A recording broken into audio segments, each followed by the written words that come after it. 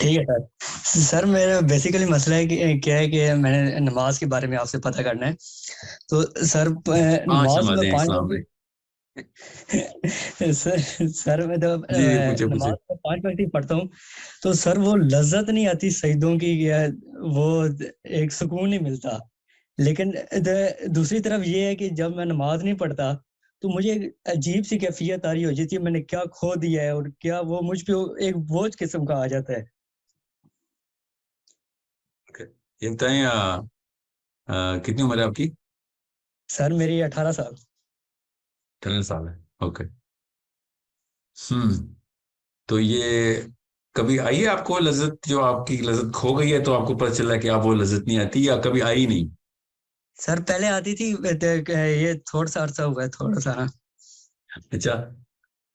सो ये क्या क्या मतलब होता है लज्जत? बाकियों को बताएं ना जरा, लज्जत का मतलब क्या होता है, नमाज में लज्जत, सजदे में लज्जत का मतलब क्या, जो आपको आती थी पहले, उसका क्या मतलब है?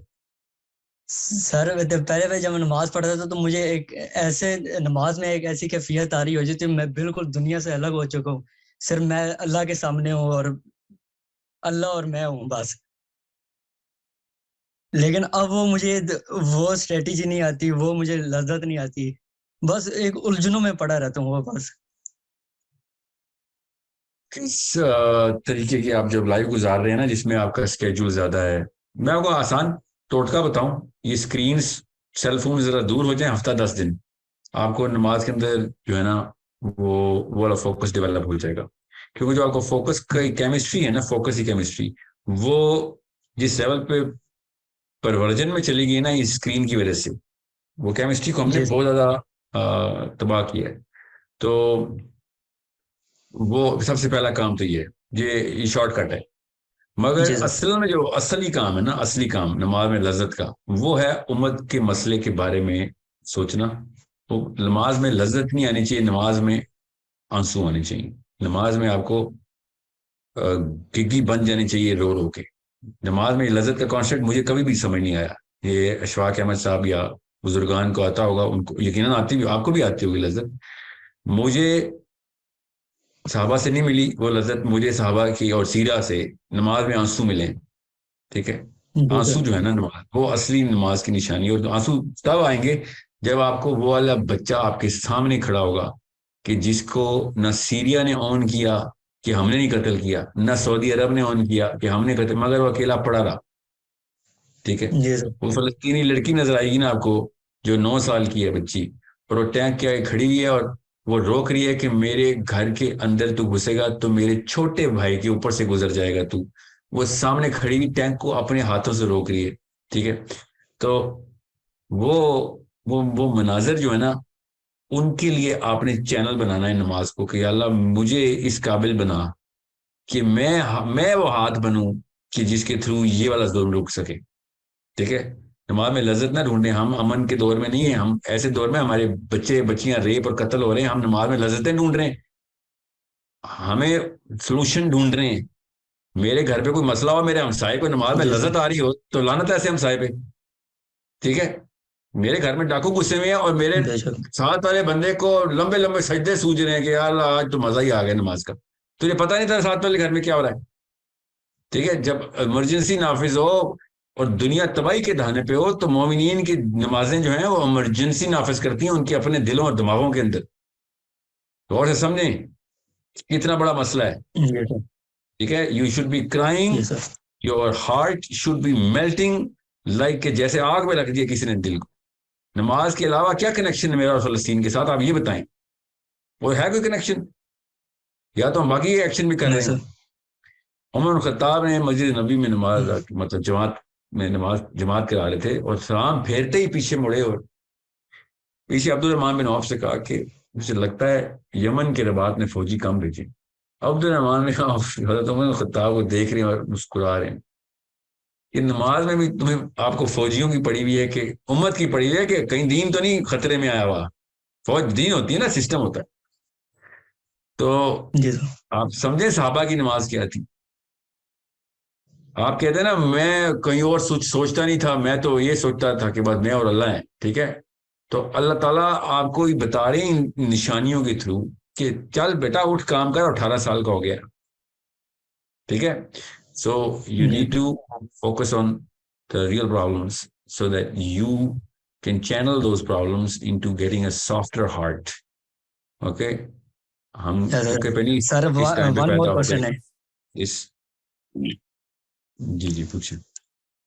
सर अगर हम माशरे में बुराई देखते हैं, ठीक है, तो वो फिर हमें अपनी डोमेन में रह के उसको चैलेंज करना पड़ता है, या हम अपने डोमेन से बाहर निकल के उसको चैलेंज करें? क्योंकि मैंने मुख्तलिफ पॉइंट ऑफ व्यू से देखा है मैं इंजीनियर मोहम्मद अली मिर्जा को, कि वो कहते हैं कि आप बुराई देखें तो अपने डोमेन में रह के पहले अपना घर देखें, फिर अपने दोस्त वगैरह, आप डायरेक्ट किसी पे चढ़ाई ना कर दें।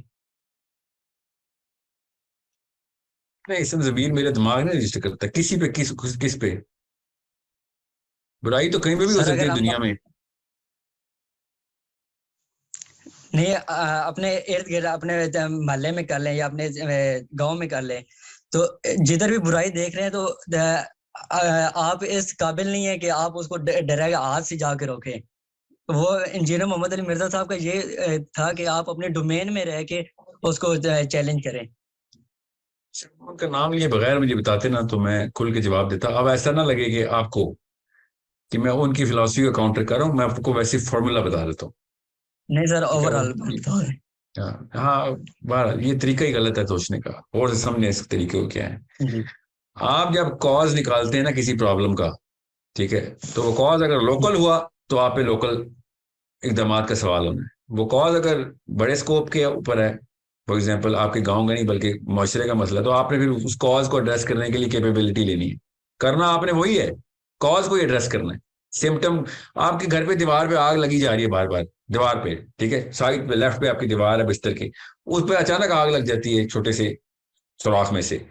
आप पानी लेके आग बुझाना शुरू कर देते हैं ना, फिर दोबारा लग जाती है, फिर आप आग बुझा, फिर क्या करेंगे आप अब्दुल? ओ गॉड, आप लोग म्यूट क्यों कर रहे हैं? आप चलें, अच्छा करें म्यूट वगैरह, मैं नहीं कहा था। तो आप क्या करते हैं फिर? आप उस दीवार की खुदाई करते हैं, पीछे से जाकर देखते हैं, जड़ों में देखते हैं कहाँ से आग आ रही है, कोई बिजली की तार है, शॉर्ट सर्किट कहाँ हो रही है, से फिर आग आपको चली है? क्या कॉज पे जाते हैं ना आप, ठीक है। जी सर। जी, तो आपकी डोमेन छोटी है बड़ी है, ये तो सवाल ही गलत है। सवाल यह है कि आप problem solving through the cause करते हैं, रूट कॉज में जाते हैं, या फिर आप बस सिम्टम्स को ट्रीट करते हैं। अगर आप सिम्टम को ट्रीट करने वाले बंदे तो इस्लाम को तो नुकसान दे रहे हैं आप ना।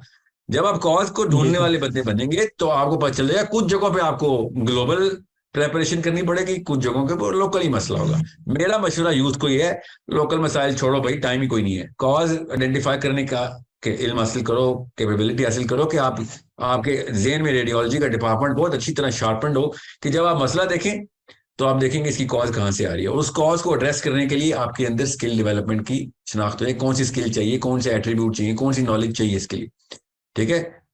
समझ रहे?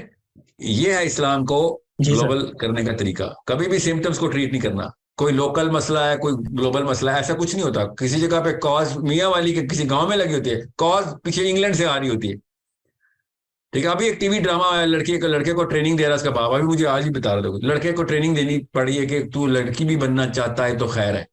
तो क्या मैं एक्टर को जाके मारूंगा कि भाई तूने क्यों बकवास किया? राइटर को पकड़ लूंगा कि तूने क्यों लिखा है ऐसा ड्रामा। यही कर रहे हैं ना मुसलमान इस वक्त सारे, जाके राइटर को पकड़ लिया, उसके खिलाफ वीडियो बना रहे हैं। जी सर। और कॉज तो देखें, कॉज क्या, और राइटर की जी सर। नफ्सियात अकेला नहीं है वो, उस तरह के लाखों करोड़ों लोग इन्फ्लुएंस हो रहे हैं पूरी दुनिया में। कॉज कहाँ पे? उस कॉज को एड्रेस करने की तैयारी पकड़ूंगा ना। जी समझ सर। रहे? ये अभी वो जो बेशक सर। जो 2 नंबर आया था इंडियन, जो एथिस्ट, जाके पाकिस्तान के बारे में बुराइयां कर रहा बैठ के लाहौर में बैठ के, ये क्या ना इनका नहीं शायद सर, नाम नहीं है, भूल सर, गया। तो मेरे जावेद नाम नहीं आ जावेद रहा। हामदी, क्या नाम, क्या नाम है इसका? जावेद, जावेद जो भी नाम है इसका, जो शायर है जावेद इनका, अख्तर इंडिया, शायद। जावेद अख्तर जी, कैसे नाम भूल गया, जी जावेद सर। जी सर। जावेद अख्तर जो है, आया पाकिस्तान के बारे जी में सर। बुराई कर रहा है यार। तू जिसके घर पे आया तू एटलीस्ट उसको तकरीम तो दे, तुझे इस्लाम का कुछ नहीं पता हो तो तू कहता है मुसलमान नहीं हूं मैं, तू ना निकल इधर से, जी जाके अपने घर जाके बुराई कर मारी जो तू करता है जी रोज। हमें पता है तुझे वहां पे वोट चाहिए, जो भी चाहिए तुझे वहां पे तो पिटाई होती है ना, मुसलमान नाम ही रखा हुआ है तो उधर जी उधर का डरपोक है ना, इधर आके बातें जी दिखा रहा है। असल में तो उधर के ट्रिप हो गया। अब हमें पता होना चाहिए कि इसकी कॉज क्या है। अब क्या पूरे पाकिस्तान लग पड़ा है जावेद अख्तर, ये तो जावेद अख्तर, वो तो जावेद अख्तर, ऐसा है तो वैसा, और तुम्हें क्या लगे एक बंदा ऐसा है वैसा है। इस तरह के करोड़ों हैं। वो ये कॉज क्या होती है, उस कॉज को एड्रेस करवाएं, वरना आपके बच्चे भी वैसे ही हैं किसी और रेलम के अंदर। फिर जस्टिफाई करेंगे वो काम तो नहीं किया ना जो उसने किया था। वो बेचारा अकेला 2 नंबर नहीं है, उसकी नस्लें भी, उसके पिछली नस्लें भी 2 नंबर आगे भी निकालेगा वो। क्यों? क्योंकि कॉज नहीं एड्रेस कर रहा। सो डोंट थिंक कि कोई मसला लोकल है या इंटरनेशनल है। जी मसले सर। की कॉज देखें, कॉज कहीं और पड़ी होती है, वो ग्लोबलाइज करती है या लोकलाइज करती है। ठीक है, बाय द वे आपकी उम्र में अब आपको लोकल मसले नहीं आने, आपको ग्लोबल मसले ही आने हैं। ये 6 7 8 10 साल की उम्र के बच्चे हैं, उनको लोकल मसले आते हैं। आपके जी गांव में सर। भी जो नफ्सियात आई हुई है ना, वो भी पाकिस्तान की नहीं, इंडिया की आर्या समाज से आ रही है 4,000 साल पहले से। वो आपके गांव का मसला नहीं है खाली, अपने लिए क्यों देख रहे हैं खाली। सो जिस मर्जी ने भी ये फलसफा दिया है, उस फलसफे के पीछे भी एक कॉज है। ये जो आपने कहा ना, मैं इसलिए कहा था इनका नाम न लें, ओके, क्योंकि उसकी बड़ी बड़ी अचीवमेंट है इस बंदे की। आई बेशक सर, एब्सोल्युटली लव दिस बेशक। गाय। मगर मैंने अगर अभी बेशक इनके सर। नाम लेके जवाब दे दिया तो उनकी आज सारी अचीवमेंट्स को आपका दिमाग 0 से मल्टीप्लाई कर देगा। सो बट हम्म। जब कोई बंदा ये बात बताता है ना कि यार नहीं ये इसको लोकल या ग्लोबल रखो, तो इस दिमाग ने जो ये सोल्यूशन निकाला, ये इस दिमाग के अंदर जो मसला है, जो एबरेशन कहते हैं सर, वो उसकी कॉज पता है आपको, हम सबको पता है। तो वो कॉज एड्रेस करे जी सर। ताकि दोबारा इस तरह का कुछ फंसवा नीचे ना पहुंचा दें आप कि यार आपका अगर घर का मसला है तो आप घर पे जाके ट्रीट करें, और अगर बाहर का मसला है तो बाहर ट्रीट करें। बाहर में तब ट्रीट करना जब पहले घर में मसले ट्रीट करें। और घर में मसला ये है कि मेरे घर के बच्चे का जेंडर कंफ्यूज हो गया है, तो घर का मसला थोड़ी है। हम्म। समझ जी रहे सर। हैं? मैं ओवरऑल क्या यस करूँ, ये सर। घर का मसला है नहीं, this is a global issue.